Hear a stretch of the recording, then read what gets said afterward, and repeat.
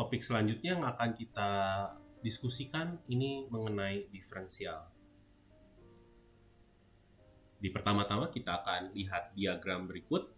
Jadi di sini kita punya Y sama dengan Fx. Di sini kita ingin menghitung nilainya di X0 ditambah Dx. Di sini Dx-nya sama dengan delta X gitu.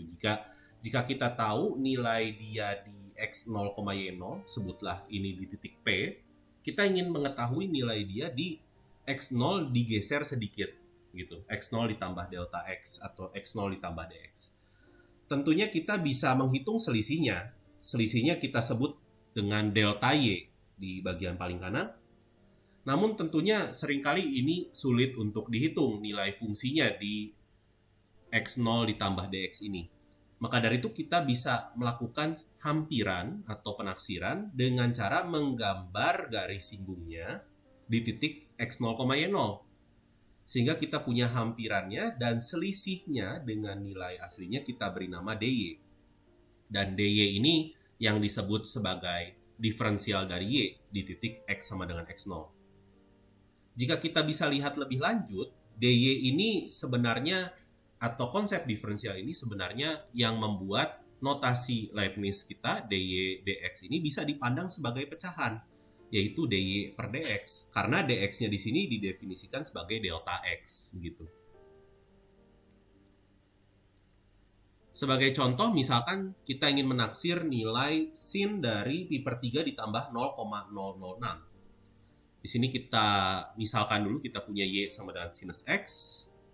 Maka dari itu kita bisa menghitung diferensialnya, yaitu turunannya, yaitu cos x dikali dx. Dan dx-nya di sini menyatakan perubahan nilai yang kecilnya tadi, yaitu di sini 0,06. Dan kita bisa hitung diferensialnya di titik x0. X0-nya di sini pi per 3. Biasanya kita memilih x0 adalah titik yang mudah dihitung fungsinya. Dan kita peroleh cos pi per 3 adalah setengah, sehingga diferensialnya adalah 0,003.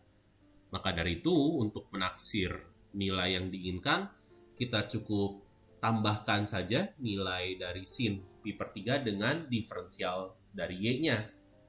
Sehingga kita dapatkan hasilnya ini sekitar 0,869.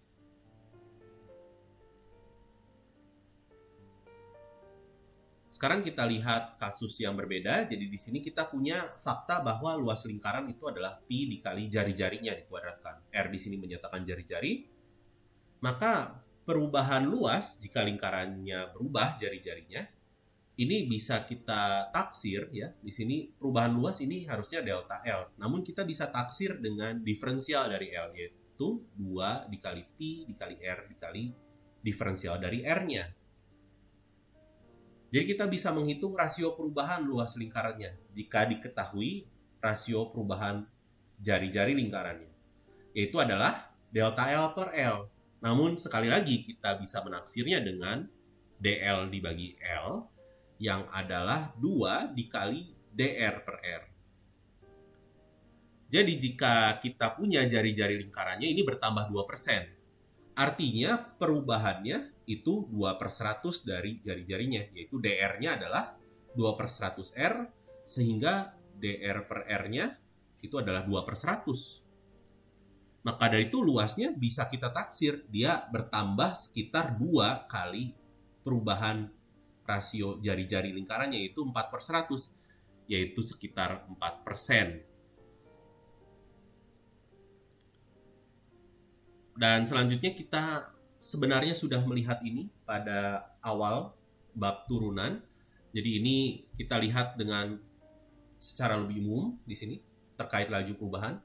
Laju perubahan rata-rata dari fungsi f terhadap perubahan x di sini pada selang a sampai a plus h ini dinyatakan sebagai selisih dari nilainya di ujung-ujung selangnya dibagi selisih dari perubahan x-nya gitu ya, a plus h dikurangi a, yaitu adalah h. Dan laju perubahan sesaat itu didefinisikan atau diartikan sebagai limit dari laju perubahan rata-ratanya untuk h-nya menuju 0 jika limitnya ada. Dan kita bisa melihat penggunaannya pada bidang ekonomi ini dikenal sebagai biaya marginal gitu. Jika kita punya fungsi C di sini fungsi yang menyatakan biaya produksi dari X unit produk yang ingin dibuat. Biaya marginalnya ini adalah laju perubahannya sesaat tentunya, yaitu dCdx. Dan bila kita mengaitkan lagi dengan konsep diferensial, bahwa delta C ini kita ingin menaksir biaya yang dibutuhkan untuk memproduksi satu unit produknya lagi. Kita bisa taksir dia dengan dCdx. Kita bisa menaksirnya dengan biaya marginalnya.